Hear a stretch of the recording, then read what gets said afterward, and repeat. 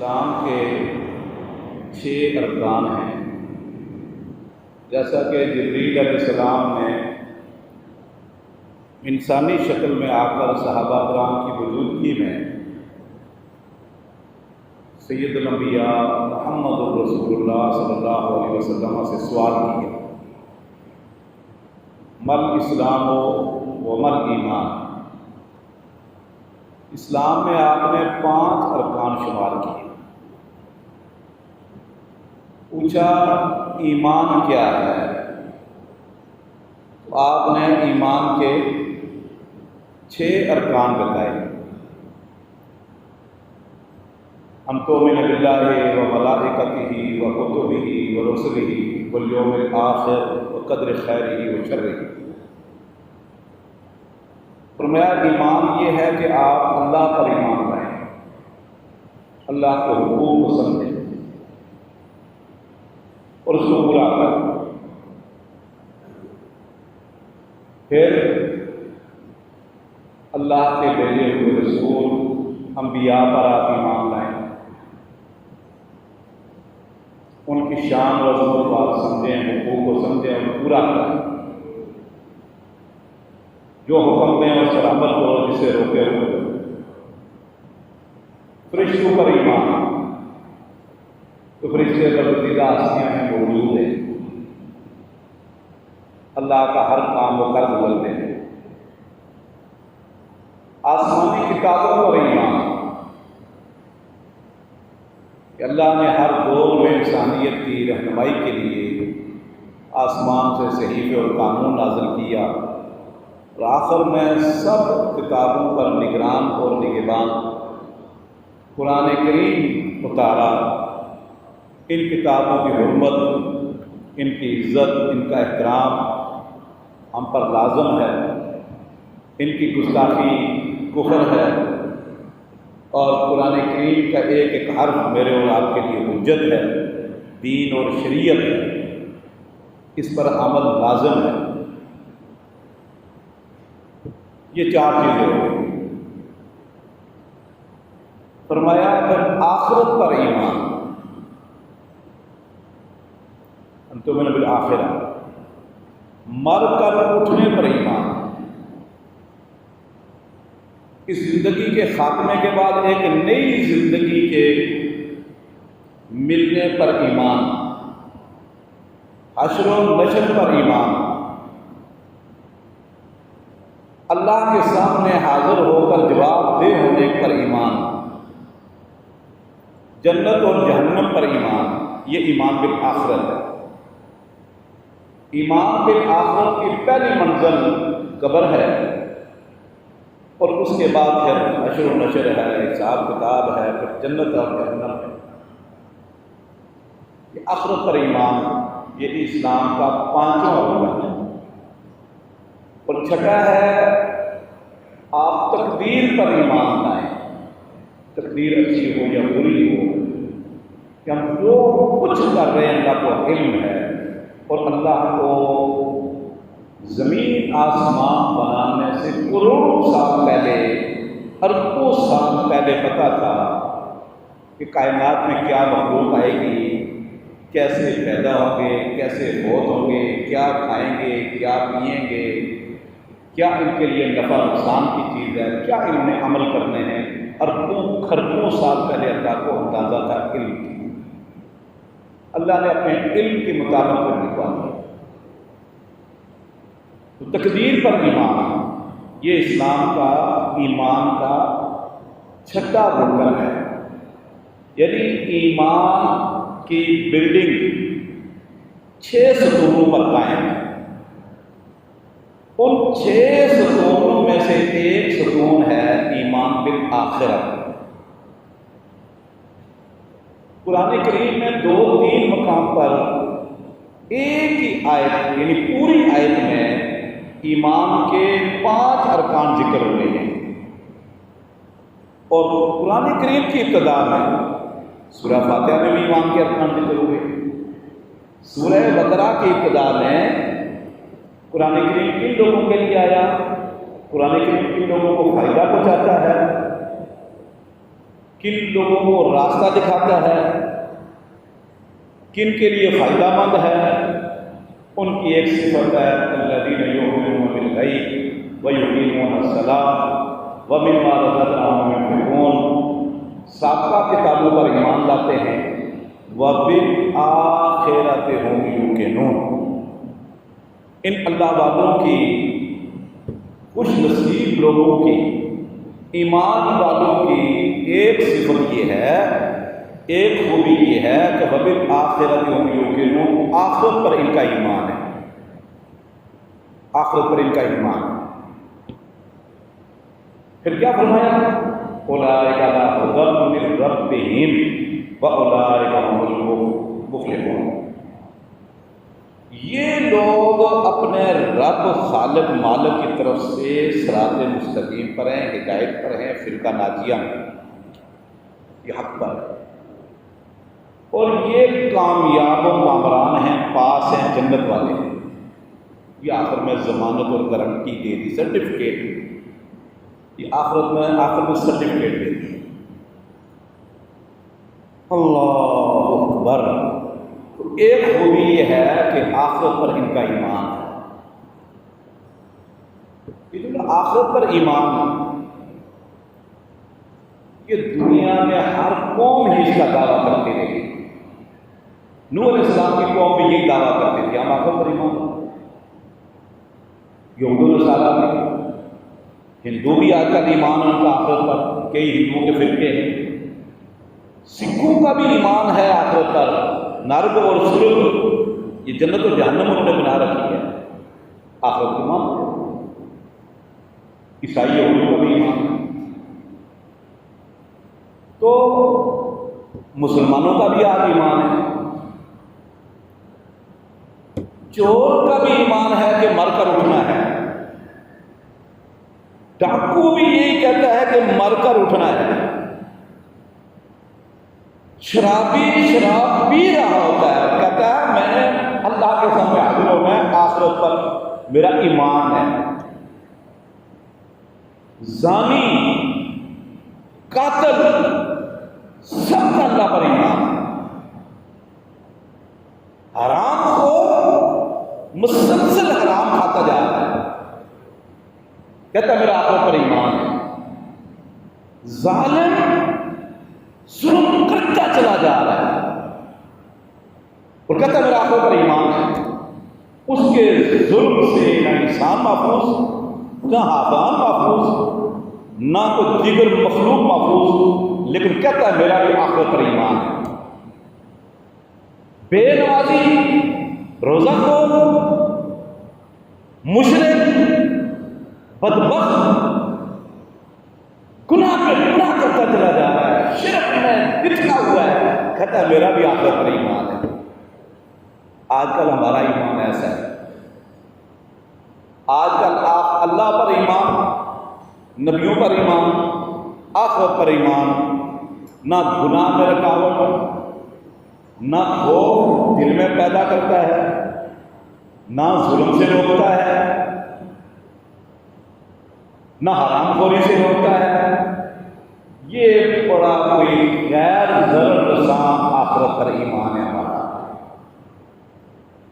تو جیسے سابقہ برباد اور تباہ ہونے والی قومیں آخرت پر ایمان رکھنے کے باوجود ذلیل و خوار ہوئی، اللہ کے عذاب کا مستحق ٹھہری، آج بھی ہمارے مسلمانوں کے ہاں یہی کیفیت ہے۔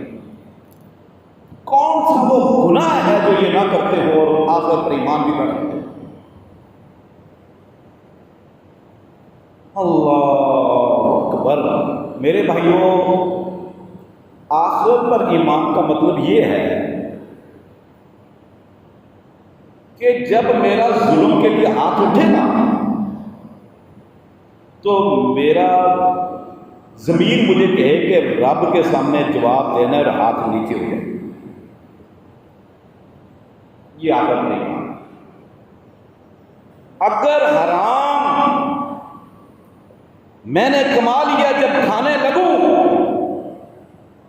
حرام کا لقمہ، حرام کا پیسہ جو ہی میرے منہ کی طرف جائے میرا ضمیر، میرا نفس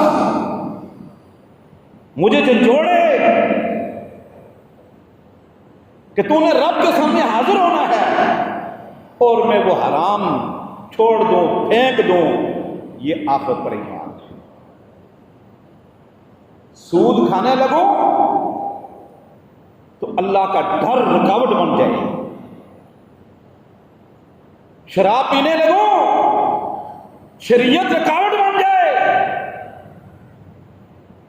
قتل اور دیگر گناہوں میں اللہ کا خوف رکاوٹ بن جائے، یہ آخرت پر ایمان ہے۔ وَلِمَنْ خَافَ مَقَامَ رَبِّهِ جَنَّتَانِ وَأَمَّا مَنْ خَافَ مَقَامَ رَبِّهِ وَنَهَى النَّفْسَ عَنِ الْهَوَىٰ، جو اس تصور سے کانپ گیا، ڈر گیا مقام رب ہی کہ میں نے رب کے روبرو حاضر ہونا ہے، جواب دہ ہونا ہے، وَنَهَى النَّفْسَ عَنِ الْهَوَىٰ، وہ اپنے خواہش کو، اپنے نفس کو خواہش کے پیچھے نہیں لگائے گا، خواہش کی پیروی میں نہیں لگائے گا، اپنے نفس کو خواہش پرستی سے روک دے گا، اپنے نفس کو منمانی کرنے سے، سرکشی کرنے سے روک دے گا۔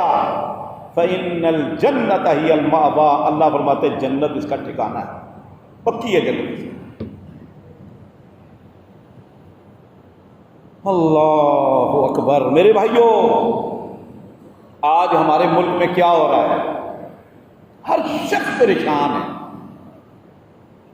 حکمران ہیں کہ اپنے پاؤں پہ کلاڑی مار رہے ہیں، سیاسی لیڈر، مذہبی لیڈر، حکمران، یہ اس وقت کافروں کی سازش کو پروان چڑھا رہے ہیں، ملک میں ایک خانہ جنگی کو بڑھا رہے ہیں، مکمل کافروں کی ایک سازش اور ان کے منصوبے کو عملی جامہ پہنا رہے ہیں اس وقت ہمارے حکمران، سیاسی لیڈر۔ ملک آہستہ آہستہ آہستہ آہستہ جا رہا ہے تقسیم کی طرف، قوم تقسیم، افراد تقسیم، گھر کے افراد تقسیم، اور کافر خوش، محب وطن پریشان، حکمران لوٹ گسوٹ میں لگے ہوئے، مسلسل لوٹ گسوٹ میں لگے، ان کو کوئی پتہ نہیں کہ ہم کیا کر رہے ہیں، کوئی آخرت پر ایمان نہیں۔ کیا غیبت، بہتان تراشی، ظلم، بربریت اور گناہ پر گناہ، رب کی نافرمانی، رب کی بغاوتیں۔ اللہ اکبر۔ میرے بھائیوں، آخرت پر ایمان کا یہی معنی ہوتا ہے جو آج ہو رہا ہے ہمارے ملک میں۔ اتنے تو گناہ پر جری، ظلم کے عادی، حرام خور کافر بھی نہیں جو ہمارے حکمران اور یہ مسلمان بن چکے ہیں، بڑھ گیا ان سے۔ شرک دیکھو، چپے چپے پر شرک، بدعات اور خرافات کو، اس کو مضبوط کیا جا رہا ہے، اس کو تحفظ فراہم کیا جا رہا ہے۔ سود، صرف آپ یہی دیکھ لو، ملک کیسے ترقی کرے، امن کیسے آئے گا، ترقی کی راہیں کیسے کھلیں گی، سکون کیسے آئے گا، مسلمان کیسے عزت جیئیں گے، کب بلندیاں اور رفتیں ملیں گی، جب یہ لعنت والے کام ہمارے حکمران اور مسلمان چھوڑ دیں۔ صرف آپ سود ہی دیکھ لو، اتنا خوفناک انجام ہے، سب الموبقات، ساتھ جو ہلاک کرنے والے گناہ ہیں نا، ان میں سے ایک سود ہے۔ 70 کے قریب اس کے گناہ کی کیٹاگریاں سود کی، 70 کیٹاگریاں اور درجات سود کے، ایک سے ایک بڑا خوفناک درجہ ہے۔ اور قرآن کریم میں اللہ رب العزت نے تو 2 ٹوکیا دیا، ضرور ما بقی من الربا۔ ایمان والو، اگر کوئی سود کا لین دین آپ نے کیا ہے لا علمی میں، جہالت میں، اب پتہ چل گیا، چھوڑ دو سود، چھوڑ دو، چھوڑ دو سود کو۔ فلکم رؤوس اموالکم، اصل رقم آپ کی ہے، نہ ظلم کرو نہ ظلم کرواؤ۔ اگر ایسا نہیں کرو گے فَأَذَنُوا بِحَرْبٍ مِّنَ اللَّهِ وَرَسُولِهِ، تو پھر اللہ اور اس کے رسول سے اعلان جنگ کر دو۔ جو قوم اللہ کا نام لیتی ہو، رسول کا نام لیتی ہو، قرآن کو اپنی مقدس کتاب سمجھتی ہو، حج عمرے بھی کرتی ہو اور نبی کی سفارش کی امیدوار بھی ہو، مسلمان بھی کرے اور اللہ اور اس کے رسول کے ساتھ اعلان و جنگ بھی کرے، بتاؤ کامیابی ملے گی؟ کامیابی ملے گی؟ آج کافروں نے تو اعلان جنگ کیا ہی کیا تھا، ہمارے پاکستان کے ان حکمرانوں نے، بیوروکریٹس نے، مسلمانوں نے اللہ اور اس کے رسول کے ساتھ اعلان جنگ کیا ہوا ہے۔ معاذ آرائی ہے، اللہ اور اس کے رسول سے لڑائی ہے، اور سود کو مزید مضبوط کرتے جا رہے ہیں، پختہ کرتے ہیں، سودی سسٹم کو بڑھاتے چلے جا رہے ہیں۔ قرآن کریم میں اللہ فرماتے ہیں یمحق اللہ الربا ویربی الصدقات، سود کو اللہ رب العزت سودی سسٹم کو کرش کرتا ہے، یمحق اللہ مطلب کرش کرتا ہے، معیشت کو برباد کر دیتا ہے اللہ سود کی وجہ سے، ویربی الصدقات، اور صدقہ خیرات زکوٰۃ اس سسٹم کو اللہ رب العزت ترقی دیتا ہے، اس میں اضافہ کرتا ہے، اس سے معیشت مضبوط ہوتی ہے۔ اچھا، اور اللہ کے نبی صلی اللہ علیہ وسلم نے کیا فرمایا؟ لعن اللہ آکل الربا وموکلہ وکاتبہ وشاہدیہ، سود کھانے والے پر لعنت، سود کھلانے والے پر لعنت، سود لکھنے والے، معاہدہ اسٹامپے پر لکھنے والے پر لعنت، سود کے لین دین کے موقع پر دو گواہ ان پر لعنت، بہم سوا، صحیح مسلم کے لفظ ہیں، یہ سود میں یہ گناہ میں برابر ہیں۔ دو گواہ ان کو کیا ملے گا؟ لکھنے والے کو کیا ملے گا؟ فرمایا جس کا سود کھانے اور کھلانے والے کو جتنا گناہ ملے گا ان کو بھی اتنا ملے گا۔ اب جس قوم پر لعنت ہو، جس کام پر لعنت ہو، جس شخص پر لعنت ہو، بتاؤ وہ کامیاب ہوگا؟ اور لعنت اتنی بری چیز ہے، میں آپ کو بتاؤں، رسول اللہ صلی اللہ علیہ وسلم نے فرمایا جب بندہ کسی پر لعنت کرتا ہے تو لعنت آسمان کی طرف جاتی ہے، الیہ یصعد الکلم الطیب والعمل الصالح یرفعہ، ہر عمل، ہر اچھا کلمہ، ہر برا کلمہ آسمان کی طرف جاتا ہے، آسمان کے دروازے بند ہو جاتے ہیں لعنت کے لیے۔ یہ گھوم کے فرشتے کہتے ہیں جس کے پاس تجھے بھیجا ہے ادھر جا، یہ اس بندے کے پاس جاتی ہے جس پر لعنت کی ہوتی ہے، یہ لعنت اس کے پاس جاتی ہے، دیکھتی ہے کہ یہ بندہ تو مستحق ہی نہیں ہے، یہ میرا حقدار ہی نہیں ہے، اس نے تو لعنت والا کام ہی کوئی نہیں کیا، وہ واپس پلٹ جاتی ہے پھر آسمان کی طرف۔ فرشتے کہتے ہیں جس نے تجھے بھیجا ادھر جا پھر۔ رسول اللہ صلی اللہ علیہ وسلم فرماتے ہیں وہ لعنت پلٹ کر لعنت کرنے والے کے منہ پہ آ کے برستی ہے، کہتی ہے تو میرا زیادہ حقدار ہے اس کی بنسبت جدھر تو نے مجھے بھیجا تھا۔ لعنت کا معنی اللہ کی رحمت سے محرومی، الطرد من رحمت اللہ، یہ اتنی بری چیز ہے کہ صحیح جامع صغیر میں حدیث ہے، اللہ کے نبی صلی اللہ علیہ وسلم سفر کر رہے تھے، جہادی سفر، صحابہ کرام بھی ساتھ تھے، ایک آدمی کا اونٹ تھک چکا تھا اور کمزور تھا، یہ اس کو مارتا چلتا، پھر ڈانٹتا چلتا، پھر رک جاتا، قافلے سے ذرا پیچھے ہو جاتا، پھر چلتا، تو تھک ہار کرنا اس نے اونٹ کو کہا علیک اللعنہ، تیرے پر لعنت ہو۔ اللہ کے نبی صلی اللہ علیہ وسلم سن لیے، یہ آپ کو علم ہوا، آپ نے فرمایا اینڈ سے اونٹ سے اتر نیچے، لا تصحب بنا بملعون، اس اونٹ سے اتر، اس ملعون اونٹ کو ہمارے ساتھ نہیں لے کے جانا۔ اب یہ ہمارے بابرکت قافلے میں مقدس سفر میں یہ ملعون اونٹ نہیں جا سکتا، یا تو کسی اور کے اونٹ پر بیٹھو، اس کو چھوڑ دو، یا پھر واپس چلے جاؤ۔ حتیٰ کہ اس بندے نے اونٹ کو وہاں چھوڑ دیا اور کسی اور آدمی کے ساتھ ہم رکاب ہو کر گیا۔ آپ نے اس اونٹ کو ساتھ نہیں جانے دیا، اس پر لعنت کر دی۔ یہ پورے قافلے کے لیے اور پورے مشن کے لیے نقصان دہ ہے۔ کیا سمجھتے ہو؟ اللہ اکبر!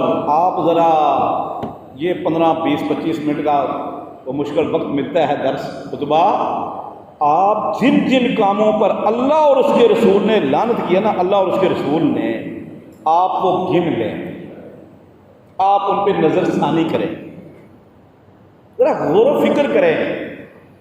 جتنے کاموں پر اللہ اور اس کے رسول نے لعنت کی ہے، آج وہ کام مسلمانوں کے اندر موجود ہے۔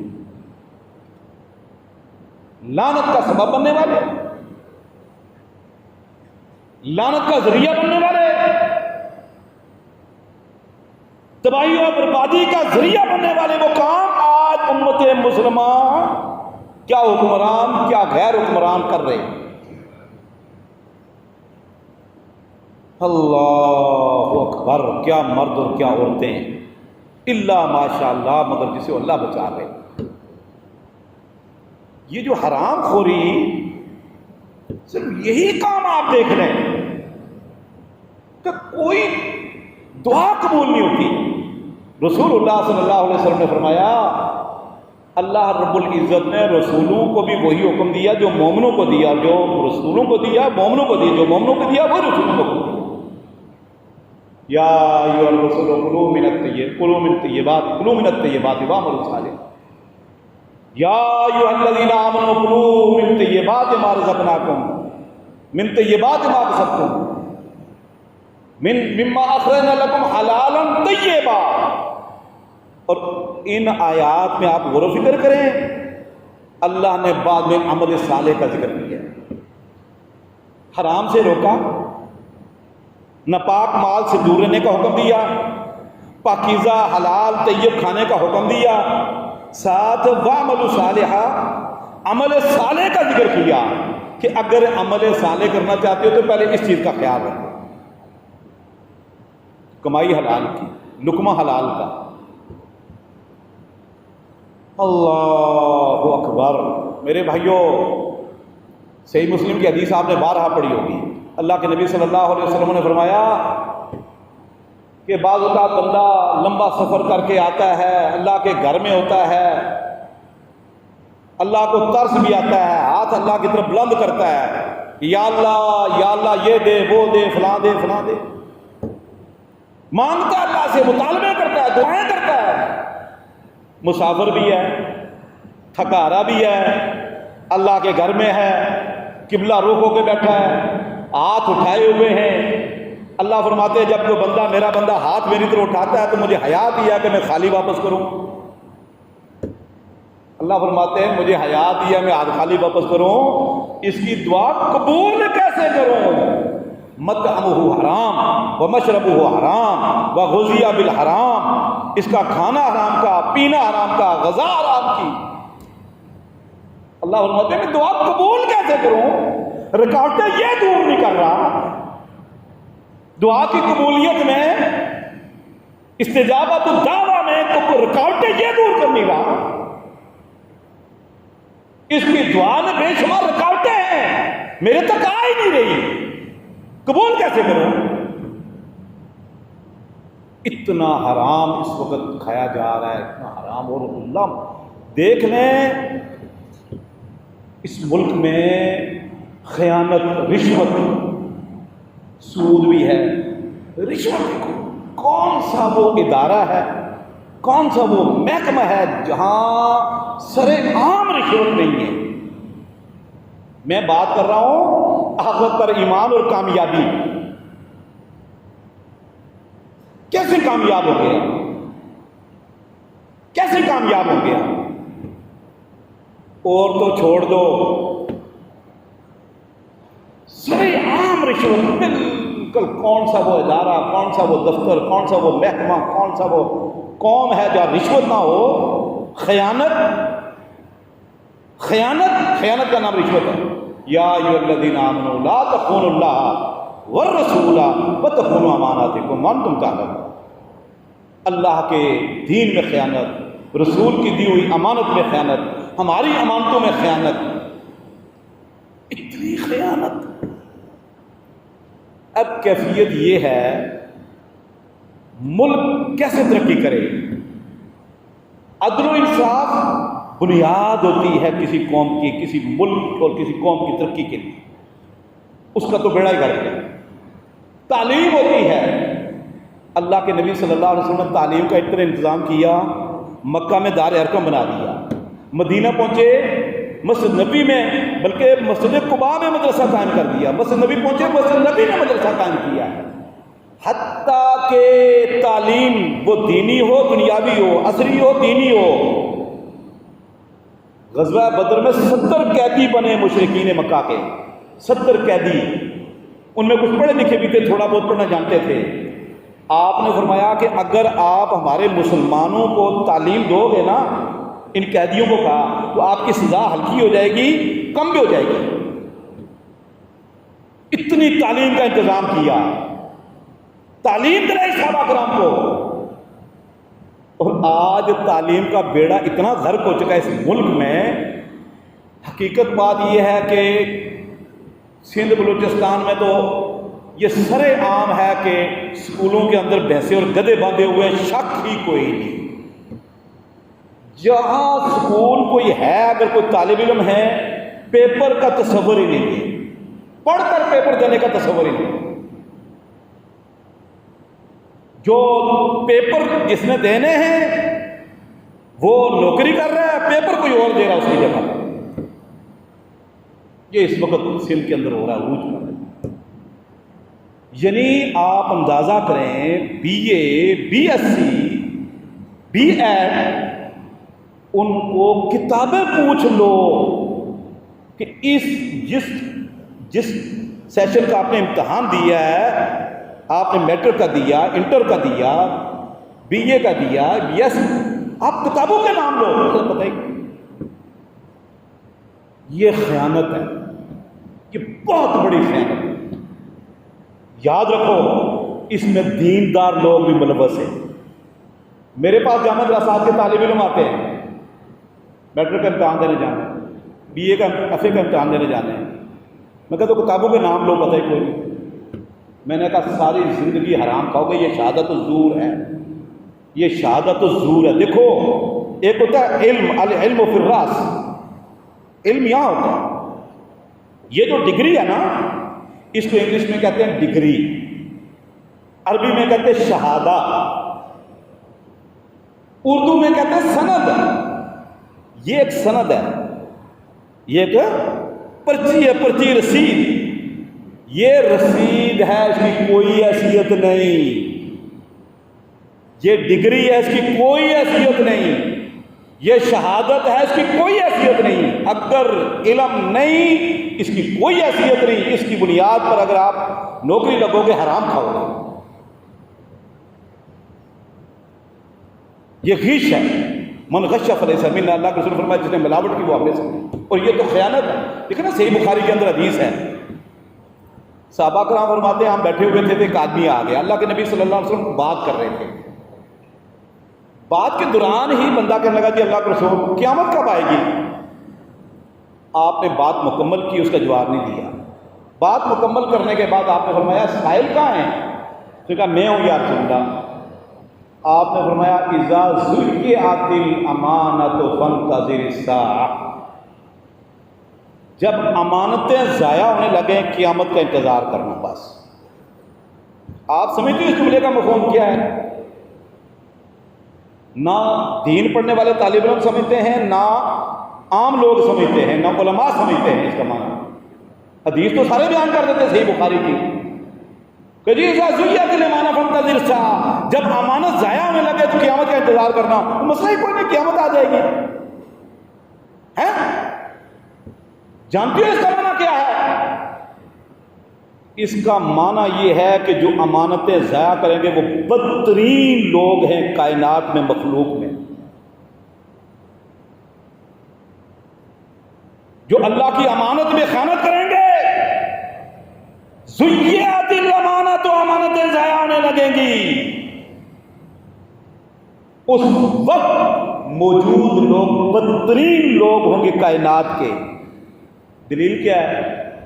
کہ رسول اللہ صلی اللہ علیہ وسلم نے لن تقوم الساعة الا علی شرار الخلق، قیامت نیک لوگوں پر قائم نہیں ہوگی، قیامت بدترین لوگوں پر قائم ہوگی۔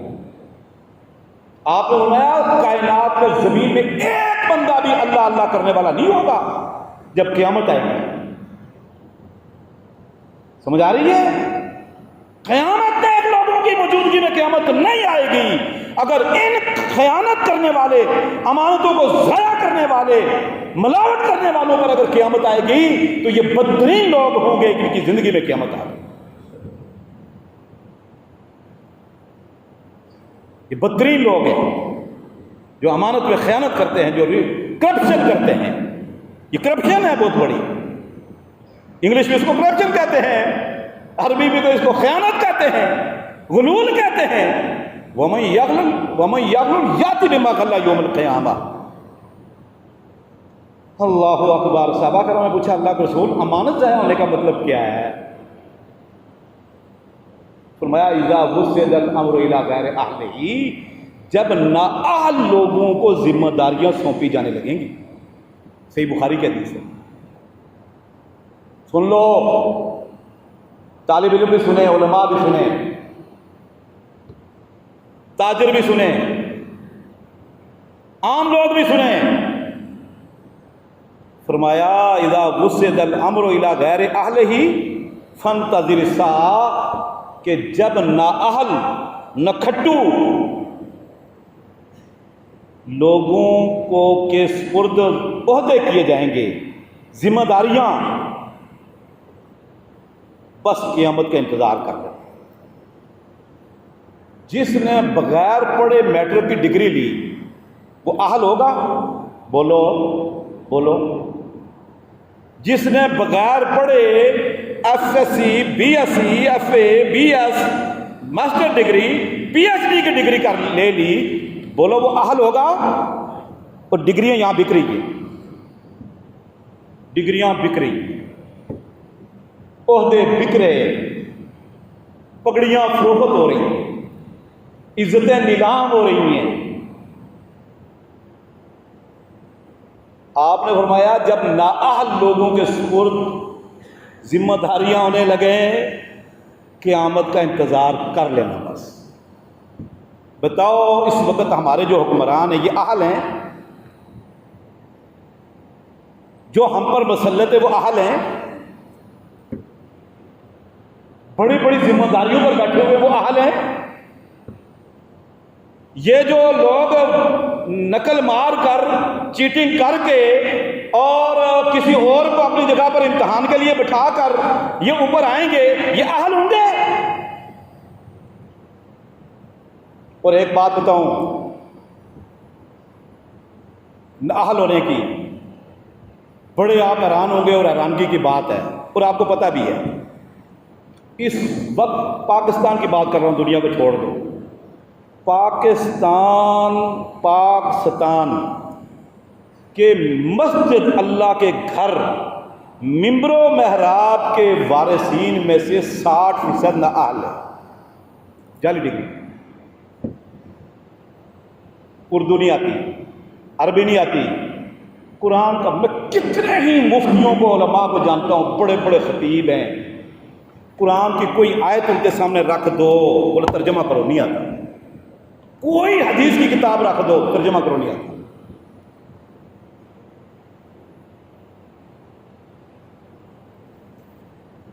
نہ قرآن کا ترجمہ، نہ حدیث، عربی نہیں آتی، لغت عربی، ڈکشنری بالکل وقت۔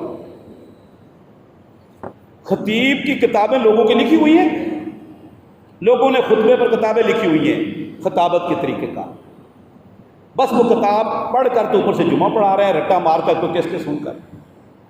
سوشل میڈیا پر اس وقت کیا ہو رہا ہے؟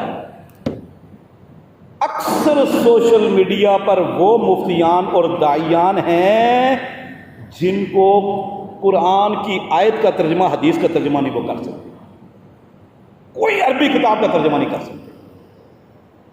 نعال کافروں نے بٹھایا ہے، بڑی بڑی لابیوں کے پیچھے، مضبوط طاقتیں ان کے پیچھے، مسلمانوں کے سر پر مسلط کر دیا، تحفظ دیا ہوا ان کو، اسلام کی دھجیاں بکھیر رہے ہیں، تاریخ کو مسخ کر رہے ہیں، شریعت کو مسخ کر رہے ہیں،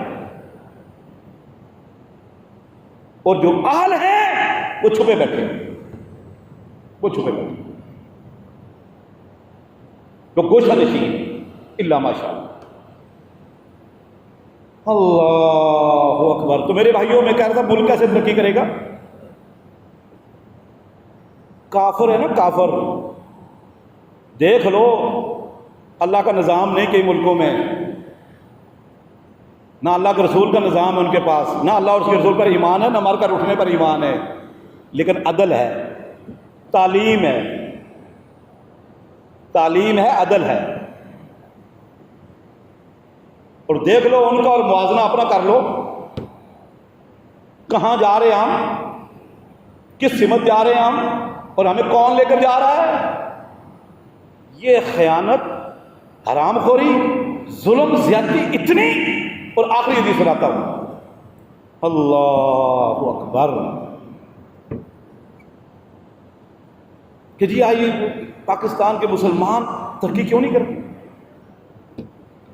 ملک کیوں نہیں ترقی کرتا؟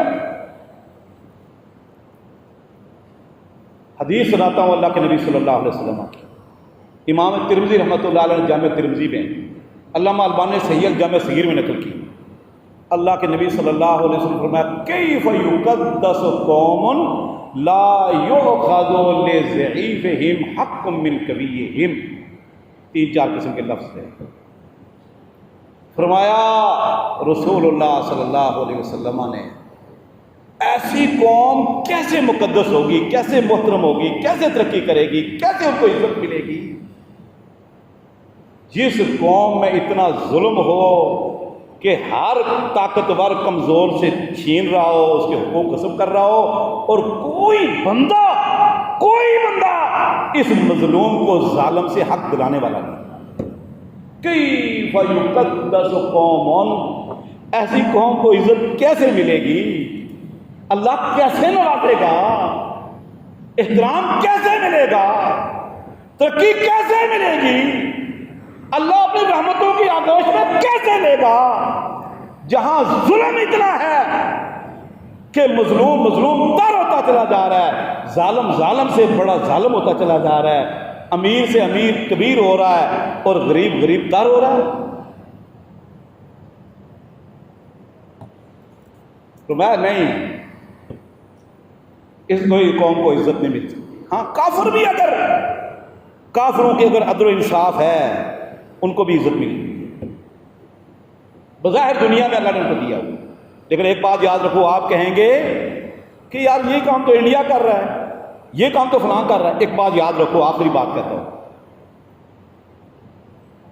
کافروں کے گناہ اللہ رب العزت ان کو دنیا میں خوب نواز رہا ہے، لیکن جب کوئی اللہ اور اس کے رسول کا نام لینے والا، اسلام کا ٹھیکیدار، اسلام کا دعویٰ دار اگر یہ کام کرتا تو رب دنیا کے اندر سزا دیتا اس کو، لکھ دنیا کے اندر۔ یہ ہے خسرت دنیا والآخرہ، دنیا بھی گئی اور آخرت بھی۔